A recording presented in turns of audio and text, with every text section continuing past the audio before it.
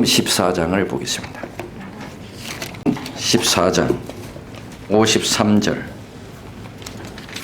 저희가 예수를 끌고 대제사장에게로 가니 대제사장들과 장로들과 서기관들이 다 모이더라.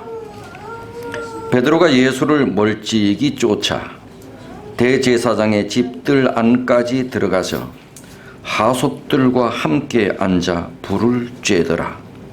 여러분, 색연필이 있으면 멀찍이 밑줄 치우시고 밑에 함께 밑줄을 쳐주세요. 베드로가 예수를 멀찍이 쫓아 대제사장의 집들 안까지 들어가서 하속들과 함께 앉아 불을 쬐더라. 66절.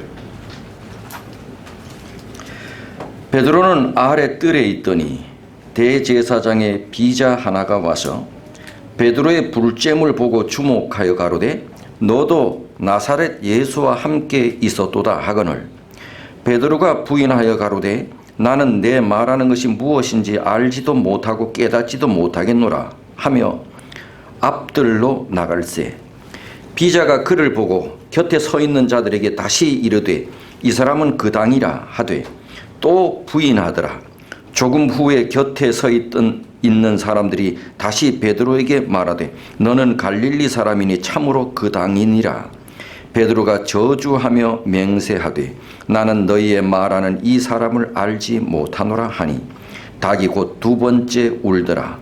이에 베드로가 예수께서 자기에게 하신 말씀 곧 닭이 두 번 울기 전에 내가 세 번 나를 부인하리라 하심이 기억되어 생각하고 울었더라. 오늘 제목은 멀찍이와 함께. 멀찍이와 함께. 베드로는 예수님을 참으로 사랑했습니다. 늘 예수님 가장 가까운 곳에서 예수님을 따라다니며 수종을 들었습니다. 어느덧 다른 제자들도 그렇지만 베드로는 이제는 예수 없이는 못 살았습니다. 세 제자 중 베드로 사도는 늘 가장 앞에 이름이 제일 먼저 항상 나타납니다. 12제자가 있었지만 그러나 가장 예수님의 신임을 받았을 만한 세 제자가 따로 이름이 등장하는 것들이 자주 나타납니다. 그 세 제자는 베드로와 요한과 야고보입니다. 늘 이 세 제자의 이름이 등장할 때도 언제나 베드로가 제일 앞에 나타납니다.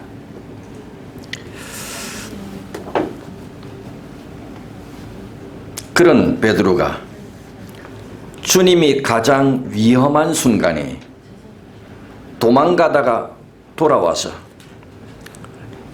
양심은 그래도 살아 있었나 봅니다.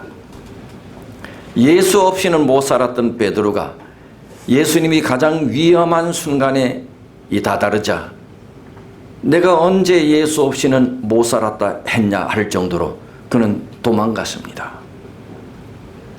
그러다가 양심은 살아 있었는지 다시 돌아왔습니다. 그리고 성경은 말합니다. 멀찍이 따라갔다 그랬습니다. 베드로의 위험 수위는 바로 54절에서 우리가 짐작할 수가 있습니다. 우리가 제일 처음에 읽었던 54절.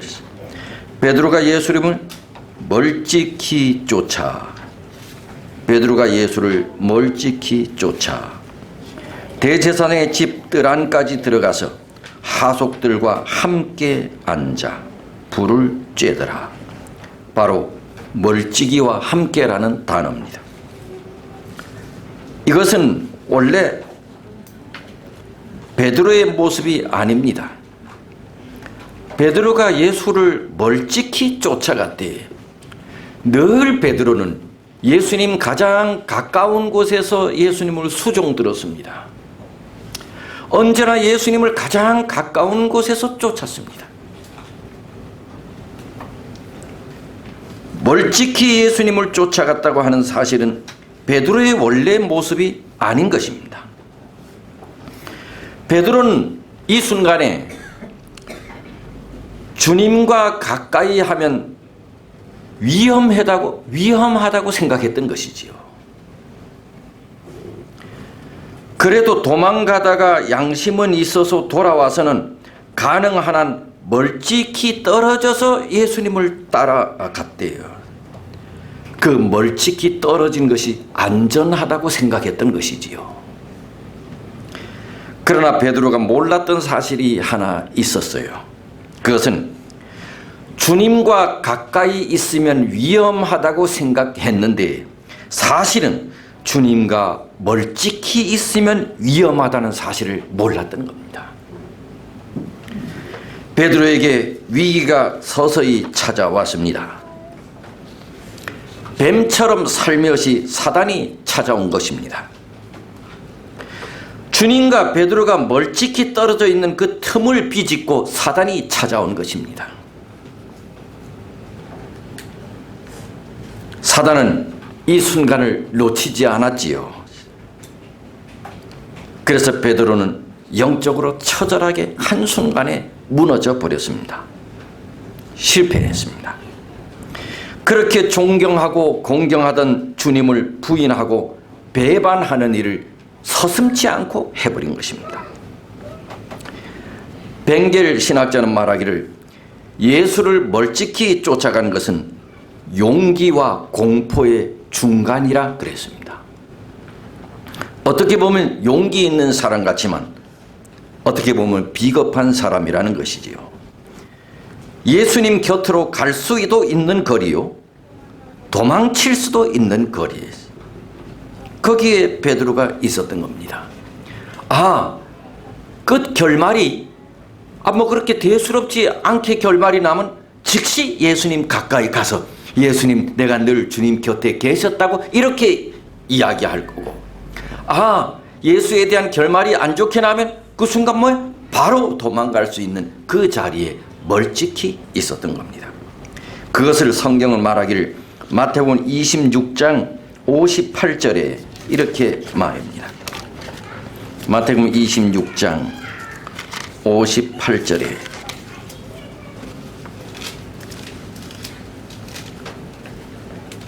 베드로가 멀찍이 예수를 쫓아 대제사장의 집들에까지 가서 어떻게 하려고? 뭐를 보려고? 결말을 보려고. 멀찍이 쫓아간 것은 예수님의 결말을 보려고.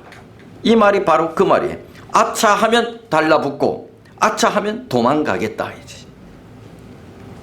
기회주의자지요. 예수님 가장 가까이서 예수님을 수종 듣던 자가 하루아침에 기회주의자가 된 겁니다.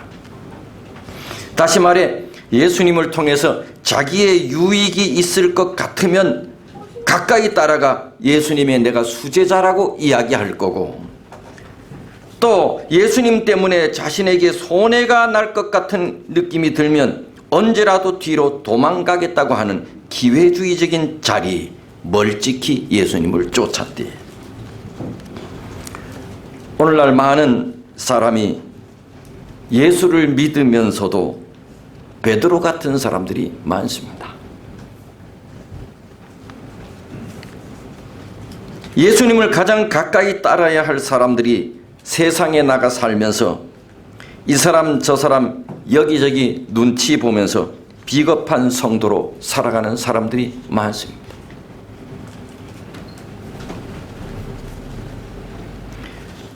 교회 생활하면서도 영광받는 일, 칭찬받는 일, 유익되는 일, 박수받는 일, 칭찬 듣는 일에는 언제나 앞에 나서고, 반대로 교회와 하나님을 위하여 고통받는 일, 희생하는 일, 십자가 지는 일이 있으면 뒤로 슬쩍 물러가는 이기적인 베드로와 같은 성도가 많이 있습니다. 교회 다니는 건지 안 다니는지, 안식일을 지키는 사람인지 안 지키는 사람인지, 여러분이 앉아있는 자리는 어디인지 여러분의 자리를 한번 점검해 보시기 바랍니다. 여러분 예수님을 멀찍이 따라가고 있지는 않는지요?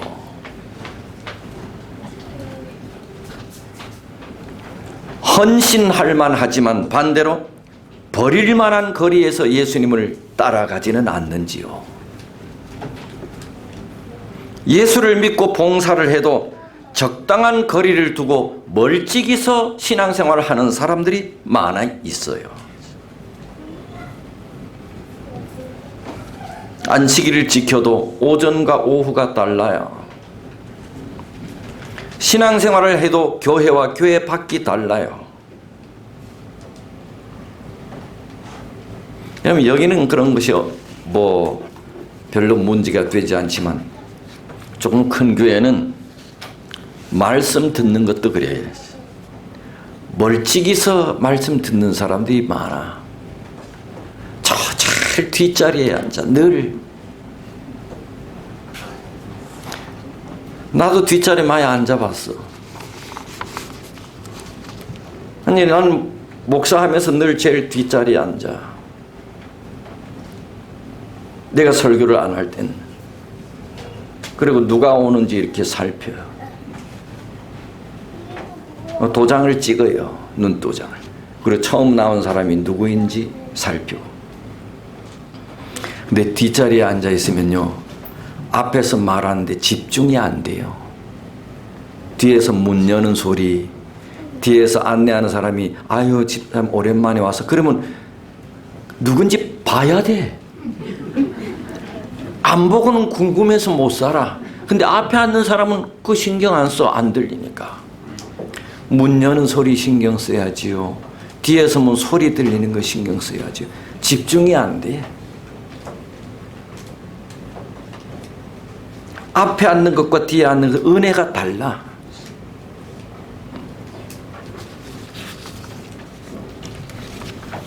그런데 그걸 알면서도 잘 안 돼. 뒤에는 내 자리야 감히 못 앉아. 그리고 우리 교인들은, 우리 다른 개신교회는 내 잘 모르겠어. 안 가봐서 뭐 비슷하겠지만, 다 우리는 돈 주고 맡은 자리가 있어. 우리는 그 자리만 앉아.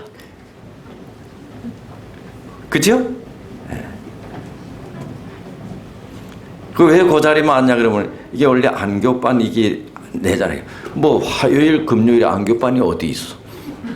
그런데도 그 자리만 앉아. 근데 뭐 우리는 조그만 교회니까 뭐 앞뒤 큰 영향이 없지만, 그래도 제가 한 가지 주문하는 것은 제일 뒷자리는 천사석입니다. 제일 뒷좌석은 남겨두시고는 천사들이 앉는 자리입니다. 그리고 제일 뒷좌석은 안내 집사님만 뒷좌석에 앉아. 나중에라도 누가 문 열고 들어오는 손님이 있으면 안내해야 되고. 그래서 언제나 제일 뒷좌석은 남겨두셔요. 제가 가는 교회마다 이거 교육합니다.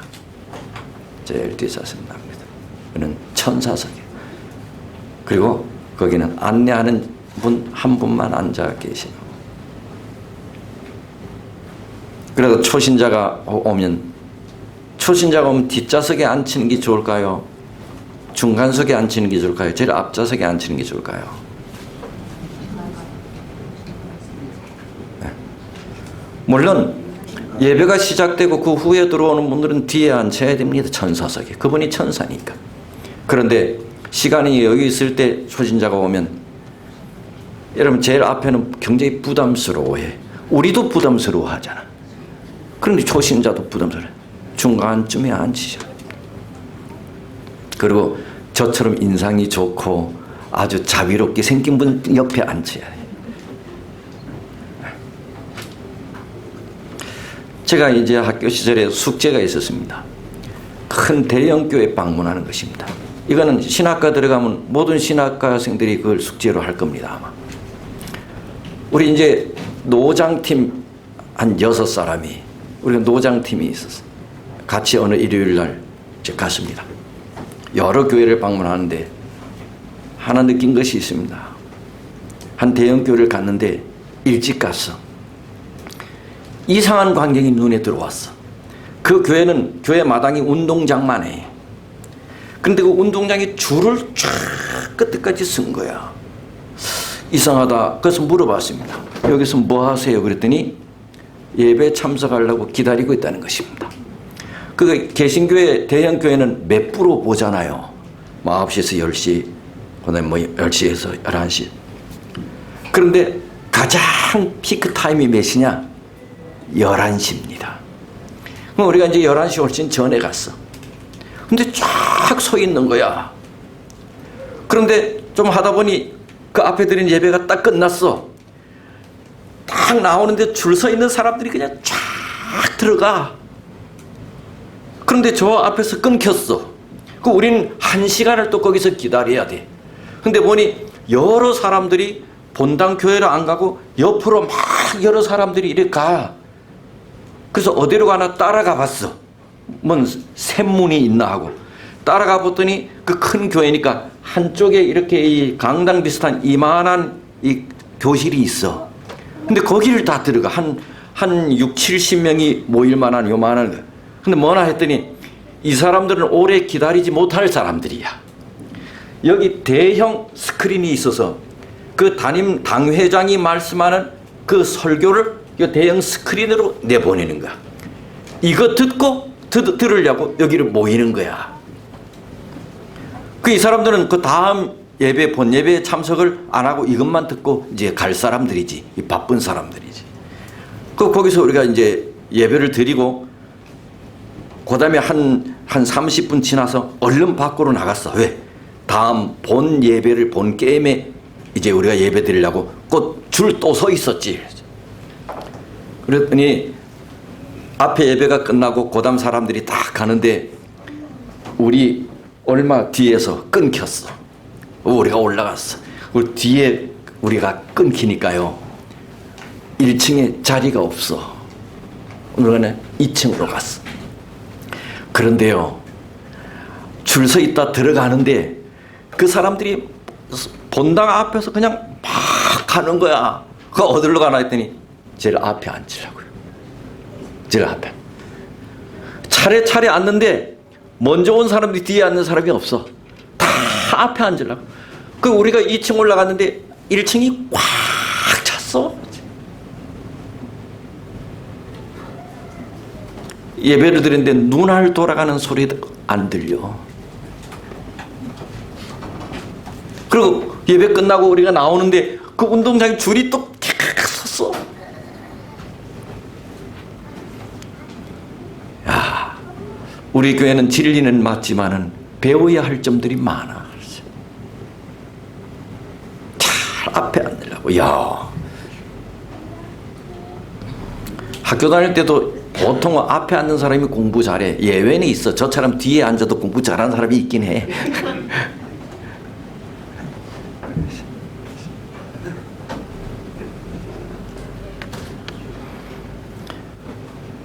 베드로는 바리새인들이 겁나서 저쪽 멀찍이 예수를 쫓았다는데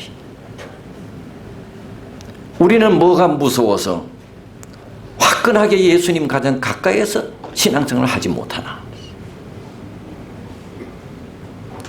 베드로는 바리새인들이 무서워서 그랬는데 우리는 뭐가 무서워서 예수를 쫓는데 화끈하게 쫓지 못하나? 언제나 멀찍이서 그렇게 쫓냐? 너무 멀리 떨어져 다시 회복하기 힘든 자리에 있지는 않는지. 제가 42.195 마라톤을 한 4-5번 뛰었습니다. 우리 집사람도 한 2번 뛰었습니다. 근데 왜 와 안 해요?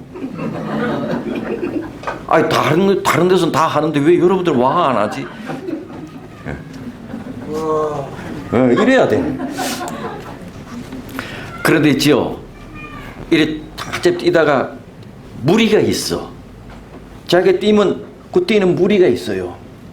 참 뛰다가 내가 처지잖아요. 그러면 절대로 못 쫓아갑니다. 여러분 국제 경기 할 때도 뭐 이봉주나 이런 사람들 보면 잘 앞에 무리에 같이 뛰죠. 뛰다가 한번 처지잖아요. 못 따라갑니다. 근데 왜 그 무리에서 안 처지려고 그렇게 안간힘을 뛰느냐? 처지면은 못 따라갑니다. 우리가 예수 믿는 일에도 그래요. 멀찍이 예수님을 쫓으니 예수님을 부인하고 저주하지. 우리가 신앙생활에서도 화끈하게 해야 돼. 아주 가까이서. 그 54절을 다시 보십시다.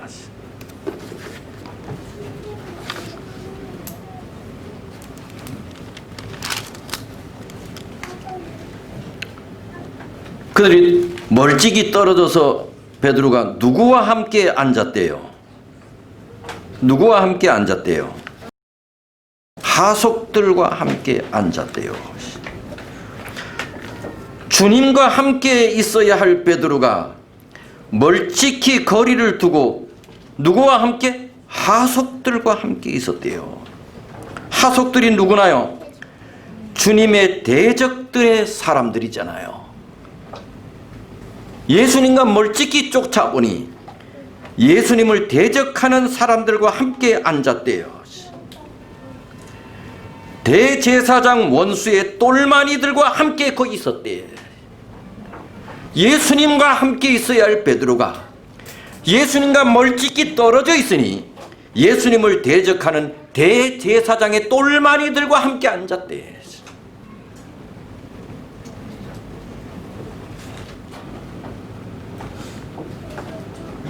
아니, 예수님의 수종 드는 자가 예수님을 대적하는 자들의 똘마니들과 함께 앉았대. 전도하려고요? 그러면 괜찮아. 그들도 구원받아야 할 약한 자니까. 주님과 멀찍이 떨어지면 세상과 가까이 하게 된다는 것이죠. 주님과 멀어지면 원수들과 가까이 하게 되는 것이지요. 주님과의 거리가 멀어지면서 베드로는 주님을 잡아간 대제사장들의 아랫사람들과는 가까워졌어요. 바로 그들의 자리에 함께 앉았대. 교회 친구들과 가까이 하지 않으면 세상 친구들과 가까워져. 교회에 정이 안 들면 세상과 정이 들게 돼 있어. 그런데 교회와 정이 들면 세상과는 멀어지게 돼 있어. 예수님과 가까이 될래요? 예수님과 멀찍이 될래요? 교회와 가까이 될래요? 세상과 가까이 될래요? 하나님의 백성들과 가까이 될래요? 세상 사람들과 가까이 될래요? 베드로가 함께 있어야 할 사람은 누군가요? 베드로가 가까이 있어야 할 사람은 누구냐고요? 그러면 시편 1편을 열어보지요. 시편 1편.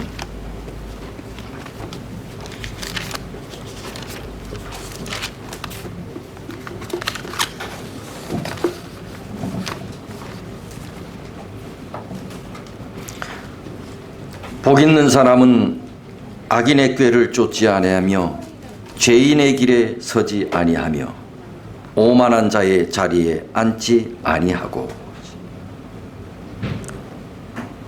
복 있는 사람은 악인의 꾀를 따르지 아니하고 죄인의 길에 서지 않고 오만한 자들의 자리에 앉지 않는데요.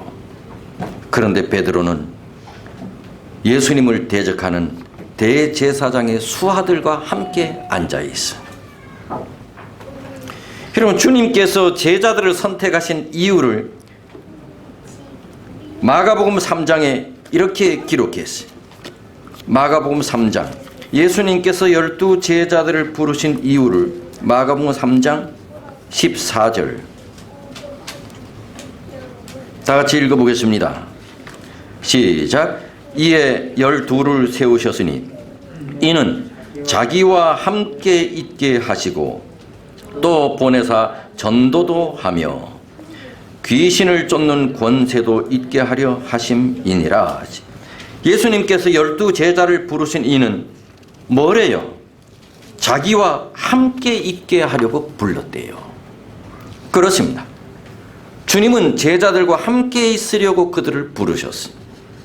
주님과 함께 있는 시간이 많으면 많을수록 주님처럼 되는 것이죠. 그래서 사람이 부부가 결혼해서 오래 살면 서로 어떻게 된대요? 담는데요. 좋게 담는 건 좋은데 아무튼 담는데 부부가 뭐 외모도 심지어 담는다나 마음도 담는데 주님과 함께 있는 시간이 많으면 많을수록 주님을 닮은 것이죠.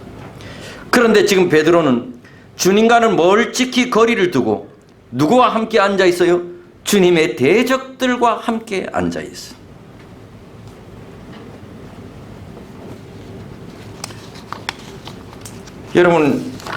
여러분들 지금 여기 다 이렇게 계시고 또 우리가 약속한 우리 금요일이나 특별한 시간에 우리 하나님께 예배하기 위하여 모이는데 거기 참여하지 못하는 사람들은 그들은 어느 자리에 있는지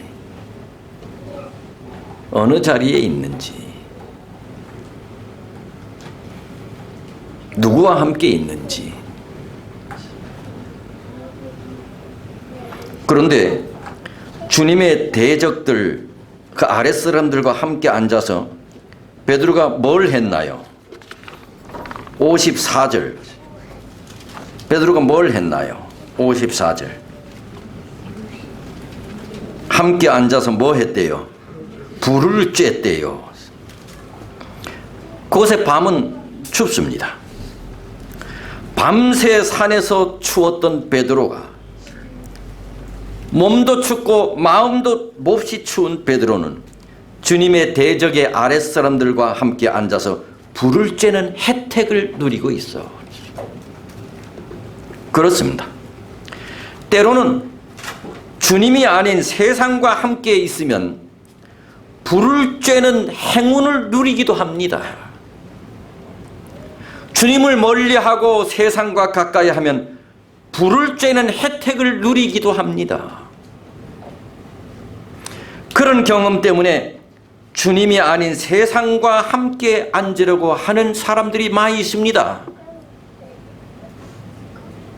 세상의 즐거움, 세상의 이익, 세상의 쾌락이 있는 것 같습니다. 그 맛을 보면 자꾸 끌립니다. 안식일이면서도 예수님이 계시면서도 세상에 누가 끌어당기지 않아도 자꾸 끌려가. 교회 등한히 하면 세상이 재미있는 것 같습니다. 믿음 등한히 하면 뭔가 대박이 터질 것 같습니다.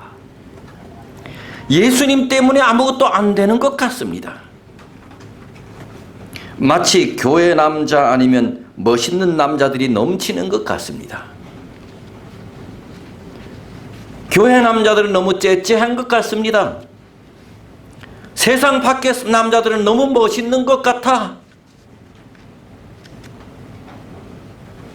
그러나 이렇게 불을 쬐면 바로 그것에서 문제가 생깁니다. 영적 위기가, 돌이킬 수 없는 믿음의 실패가 거기 있습니다. 바로 불을 쬐고 있는 그 자리에서 베드로 사도는 사정없이 무너져 버렸어. 세상의 따뜻함에 푹 빠져있던 그를 향해 사단의 공격이 찾아온 겁니다. 그는 여기서 불을 쬐는 그 혜택의 자리에서 예수님을 모른다고 3번이나 부인하고 나중에는 뭐까지? 저주까지 합니다. 세상의 따뜻함보다는 차라리 차갑지만 예수님 가까운 것이 더 좋습니다. 혹 세상에 따뜻한 불을 쬐고 있다면 나와야 합니다. 세상 덕 너무 많이 보지 마세요. 세상이 내 덕 보게 해야 합니다. 세상이 내 덕 봐야지. 우리가 세상 덕 보려고 하면 안 되지. 우리가 사는 세상은 자꾸 나를 세상에 불 쬐는 자리로 유혹합니다. 세상에서 따뜻한 유혹이 나를 너무 세상과 오래 앉아있게 하지는 않는지. 베드로는 불을 쬐고 있을 때가 아닌데 주님은 지금 추운 날씨에 고문과 신문을 당하고 있는데 어떻게 베드로가 따뜻한 불을 쬐고 있어요? 그것도 예수님을 대적하는 하인들의 사람들과 함께, 아니 당신이 그렇게 존경하는 예수님은 지금 차가운 바닥에서 고문과 신문을 당하고 계신데 어떻게 따뜻한 불을 쬐고 있냐고. 그런데 베드로가 등을 돌린 그 순간에도 주님은 늘 그의 시선이 베드로에게 가 있었어요. 누가복음 22장 61절.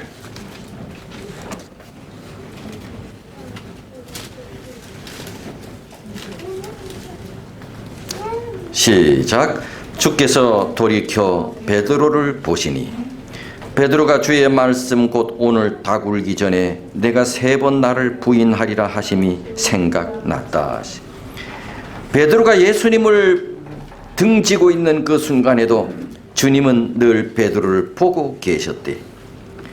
베드로는 멀찍이 주님을 따랐지만 그 순간도 주님은 베드로와 함께 하셨대.